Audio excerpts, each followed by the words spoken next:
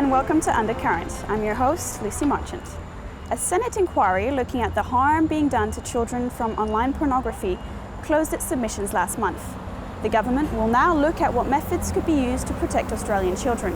Our journalist, Ruby, spoke to the Safe for Kids founder, Holly Martin, about the issue. The internet is a powerful, highly accessible and easy to use tool. But what if this accessibility was harming children and the future of a whole generation?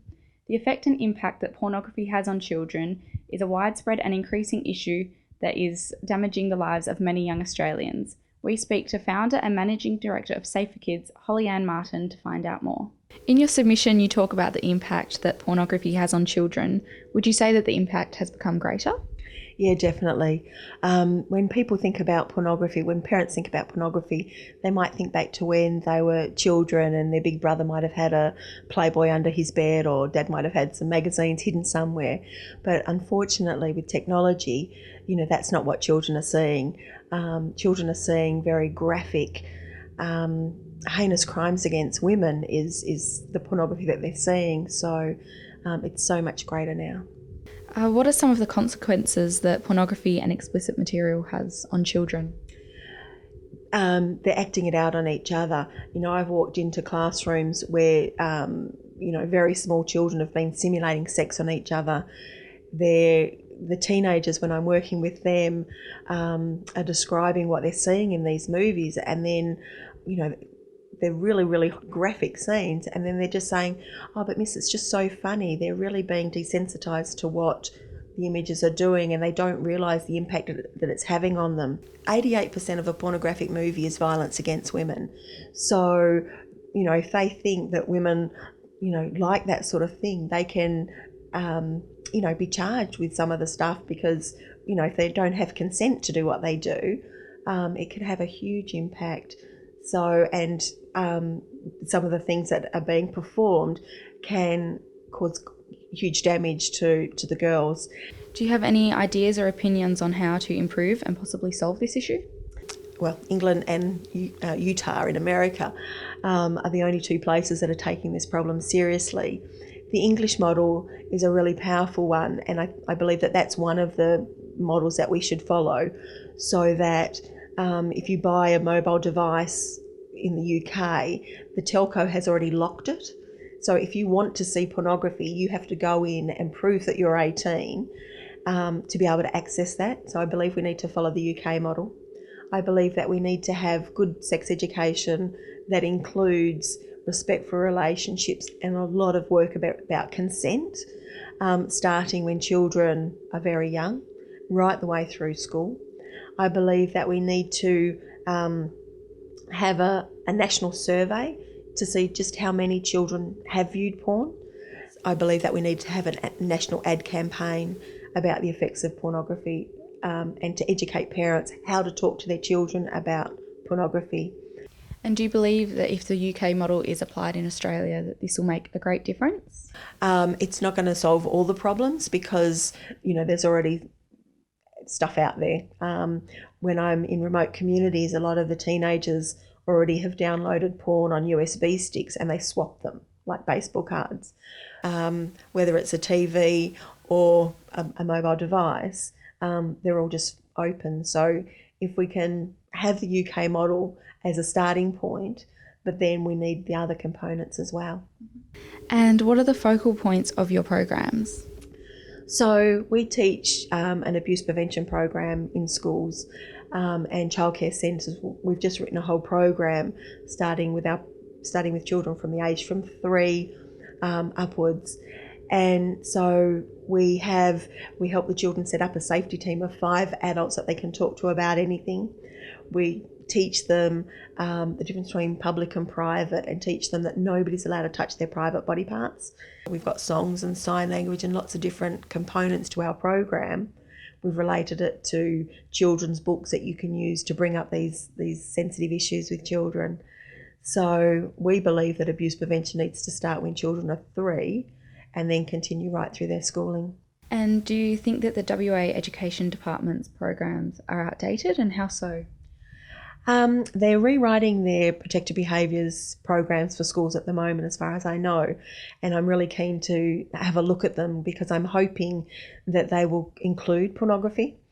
The old ones hadn't, as far as I had seen, included pornography, but I really believe that it needs to be a specific section in the lesson plans that they're writing, because it is an uncomfortable topic for teachers to talk about, but they have to do it and they have to get over themselves. So I'm hoping that they will include that in their lesson plans, as well as in their sex education program as well. So I believe it needs to be part of their protected behaviours program and part of their sex education program.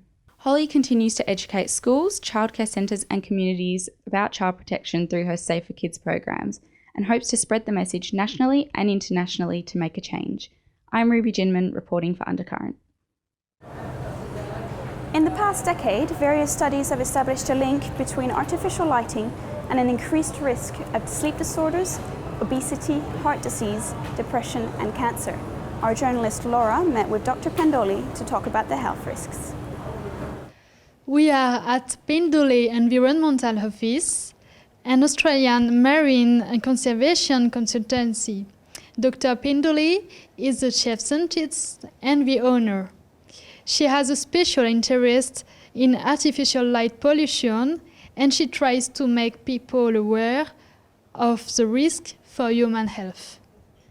We knew intrusive lighting like blue light could be a nuisance for health. Why this is an alarming fact and a major public health concern? The major public health concerns are around the relationship between exposure to light at night and things like obesity and sleeplessness and cancer, things like that. So LEDs are used by people all the time. They're cheap. They're cheap to run, easy to use, but they're also shockingly bad for humans. They're very elevated in short wavelength blue light, and it's a short wavelength blue light that has the biggest impact on humans, because the light coming through your bedroom window from those street lights will affect you. Even if your eyes are closed, if that blue light is coming into your bedroom, it's penetrating your eyelids and it's affecting your melatonin system. It's driving that melatonin levels down, and so it can lead to all of these other health issues. The link between being exposed to artificial light at night and these health issues is caused by the effect of the light on the human melatonin system. So at night when we go to bed, as it gets darker outside, the levels of melatonin in our bodies increase, and that's what causes us to go to sleep. But if those levels, if we're exposed to light, that melatonin isn't released, and so we don't get sleepy anymore. And if you don't get sleepy, your other hormonal systems in your body are disrupted as well. And that's what can cause things like heart disease and diabetes and cancers. And there's a link between the level or the risk of breast cancer and prostate cancer in night shift workers. So things like nurses have been shown to have an increased risk of developing breast cancer if they've done a lot of years of night shift work. There aren't any standards for human health about artificial light. So do you think there needs to be standards? Yeah, definitely. The only standards we have for artificial light in Australia are produced by the Institute of Illuminating Engineers, and they provide standards for things like street lighting, emergency access, internal lighting inside buildings, things like that, and intrusive lighting. But there's no standard anywhere in Australia, or in fact anywhere in the world, that talks about the health effects of artificial light. And it's a huge gap. And it's all come about because we don't know that much about it. It's an emerging field. It was only, as recently as 2006 when global experts came together to talk about the effects of artificial light on humans and to recognise it as an area that is high risk and that needs to be researched further. So it's only recently that that scientists have actually started to understand how artificial light at night affects the human body.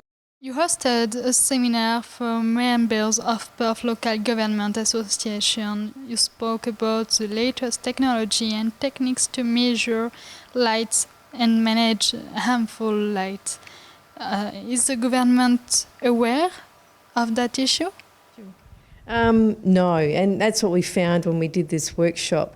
We had, I think, 18 local councils were represented, the environmental health officers from all these local councils, and it was really to educate them about the effects of artificial light on humans, how to measure it, and how to manage it. And the feedback was amazing, that people were fascinated. They had these, officers had no idea how bad artificial light could be for humans, and they're not alone. It's such a new area that most people are not aware of the impacts of artificial light at night. And what it needs is things like lighting ordinances. We need to draft up regulations or local standards that can start to control this artificial light at night, because there's nothing in place at the moment. In the same way that smoking was. So in the early days, people weren't aware of how bad smoking was for us, and then it took a long time to educate people about it and to teach them that, there are problems around it. And that's where we are with this issue with artificial light. We think in the next 20, 30 years, it will become well recognised and people will understand it. How can we live with blue light? What precaution we can take? Manage your lights. If you've got lights outside, control them. Direct them onto what you want to be, illuminating. If it's your footpath or your deck, you put shields around it and you direct it so it's not escaping into the atmosphere. You're not wasting light. The other thing you can do is with your iPhone or your mobile phones or your tablets, computers, things like that, you can download an app. It's a blue light filter application that will let you switch off the blue light coming from that screen. And so, at night when you want to go to sleep, you switch this on and it reduces the blue light that's coming out of the screen, and so it's not disrupting your brain waves and disrupting your melatonin system. So in places like Japan, children are required to wear orange filtered glasses when they're working on computers to filter out that blue light so it doesn't damage their eyes. This is Laura Bayumi for Undercurrent. More than 1,000 Australian companies and 800 individuals have been linked to the Panama Papers. Elise asked the public what they thought about the use of offshore tax havens. With over 1,000 Australian companies and 800 individuals linked with the Panama Papers and the recent proposal from Malcolm Turnbull to change the way we are taxed, we took to the streets to ask the public about the current tax system and tax evasion. Do you think it's right for the government to cut company tax as they're proposing to do? No. No. No, definitely not. No, they don't need tax cut, no. And why do you think that? I just feel that they've got the upper hand all the time. Because the corporate, they never care about you and me. They only care about the big shareholders. The company tax is a very good revenue for the government, so they should really take advantage of, making the money out of who makes the big money in this country. I don't think it's right for big companies because they make a lot of money, so they should be able to put back in the community through tax. The Panama Papers, which is a list of basically companies that have offshore accounts in order to avoid tax. And it's also been revealed that Malcolm Turnbull is involved with similar tax evasion. What do you think about these practices technically being legal? If I was a business owner and I was paying, 60% tax, I'd probably, yes, scored. But as a small person paying, so much of my income, hard-earned income, I feel it's unfair. Well, I never avoid tax, and I'm just a normal person. So why should a millionaire, multimillionaire, or a prime minister or a minister, why shouldn't they pay taxes like what we do? So what do you think the first step is to making the companies live up to their tax responsibilities? I don't know, transparency probably. Yeah, it all start with the government, like laying down the law, I suppose, yeah.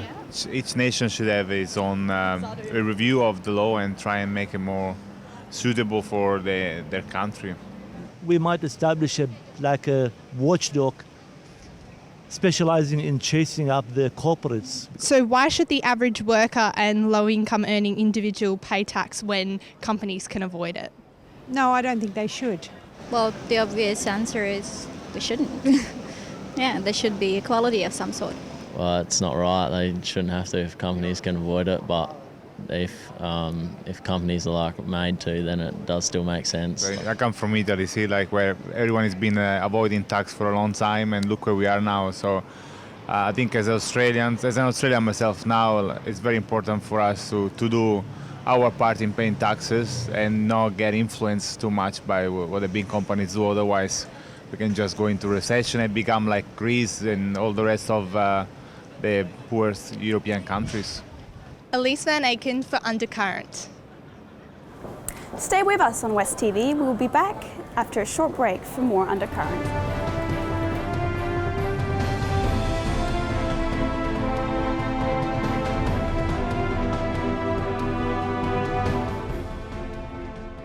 Welcome back to Undercurrent. Three local artists have united for the 2016 Easter Art Exhibition at the St. Mary's Cathedral. The trio showcased a variety of art and photography at the special exhibition. I'm here at St. Mary's Cathedral where the 2016 Easter Art Exhibition is taking place. The hundreds of people that have been attending Mass here at the Cathedral for the past 2 Sundays had the opportunity to view the variety of artworks that are on display downstairs in the parish centre, which we're about to show you now. St. Mary's Cathedral, the mother church of Perth's Catholic community. The Catholic Church, now being in the season of Easter, coincides with the Easter art exhibition taking place downstairs. 3 local artists specializing in iconography, photography, and paintings have their pieces on display and for sale. We spoke to each of the artists, starting with Angela King, who displayed a variety of icons which she believes modernizes ancient and traditional Catholic stories. Why icons over paintings? How are icons different from paintings? There are many, many styles of paintings, and as personal and individual as the artists. And this style of painting, because it's basically sacred art, interests me very much because this is where I am in my life. I prefer the enjoyment of Byzantine art, of Celtic art, and in some cases with the work in this exhibition, I've moved iconography into a modern interpretation of familiar and traditional themes. This is the Annunciation, and this is a diptych, meaning 2 pieces which are one piece of work. And this is my modern take on a very ancient scriptural story of the angel Gabriel appearing to Mary, asking if she will be the mother of God. Metal structures and metal sculpture is something that I am moving into. Iconography has always been connected with metal and precious stones that covered icons, because icons were traveling altars and they moved with their owner. And the more royal, aristocratic the owner, the more the icon screen would be in jewels and precious metals. Photographer Jamie O'Brien has taken his hobby around the world and uses it to express his feelings. Jamie, tell us about the photography that you've got on display today. So my artwork on display this weekend for this Easter art exhibition is a combination of photos that I've taken over the last 10 years, ranging from photos that I took in Macau in China, to photos in Toledo in Spain, to other photos that I've taken during my time when I was living in Brisbane in Queensland, and travels throughout New South Wales, Byron Bay, and just an expression of my thoughts, my feelings and my life. I've tried to convey a sense of what I was thinking and feeling at the time. Particularly I lost a child during that time. So I've just tried to convey some of the feelings and thoughts that I was experiencing at that time during my life. Margaret Fain explained how her paintings portray the suffering of Aboriginal people and told of her experiences on working with them as a lay missionary. I remember when I was growing up and seeing the Aboriginal people or the descendants of the Aboriginal people and how they suffered and how they were more or less degraded and treated as well, I would say animals. This painting was painted depicting the reserves. The Aboriginal people were put into reserves and all the land was fenced off, so they couldn't hunt and be free. And I've got barbed wire in the fences, in the background, in the hills, to convey that feeling or that depiction of pain that they actually went through being placed in reserves like animals and fenced in. I decided to become a lay missionary to try and help the Aboriginal people, and I became a lay missionary at Palatine Mission in Rossmoyne, and it was then I saw even more suffering and the effects of the way the Aboriginal people had been treated by the white people.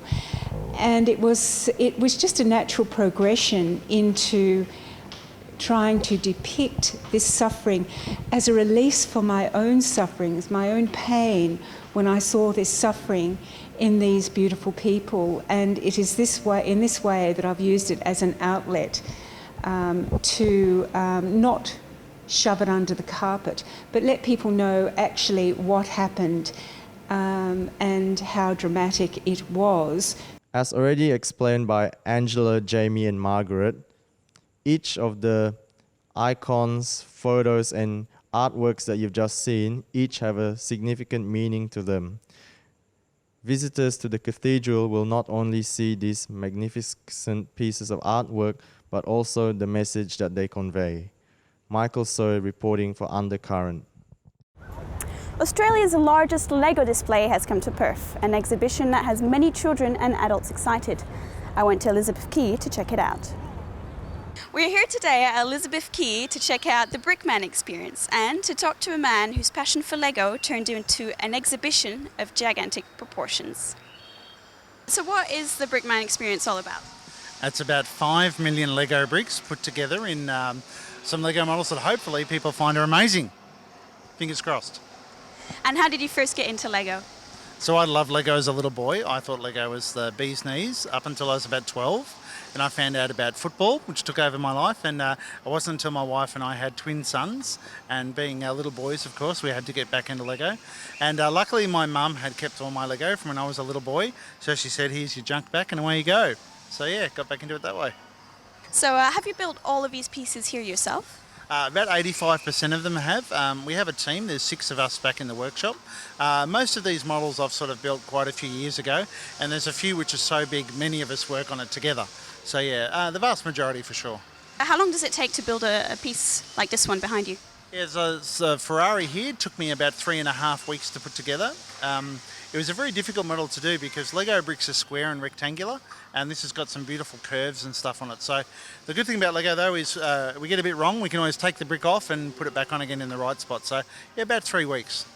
A couple of years back I had to fly from Melbourne to Rockhampton for a Lego event, and the only airline that flies from Melbourne to Rockhampton was Jetstar. So hopped on the plane, and unfortunately Jetstar left all the Lego behind, and I had to do a Lego event without any Lego. So instead of calling them Jetstar, we changed them to Death Star. So we have all Star Wars characters on the inside of the plane here.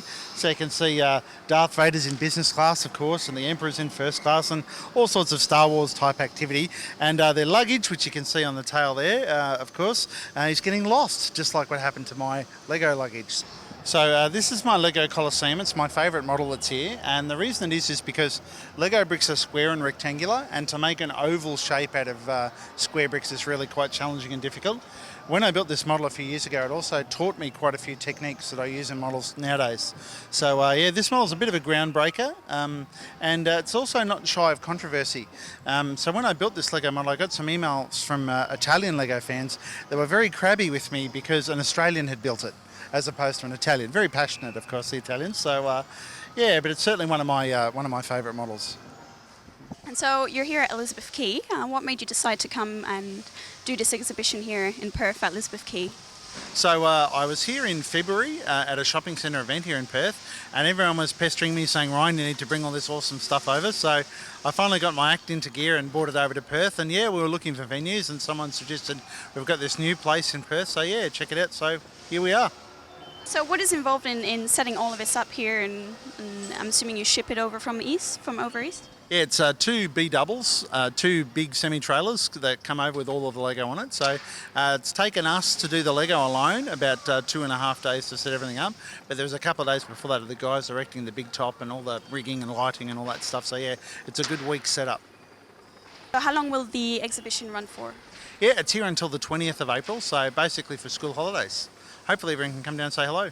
You need to get tickets online. Some sessions are booked out, so we want to make sure everyone can get in. But basically from 9 to 1 weekdays and all day on weekends. And what activities have you got organised for the kids?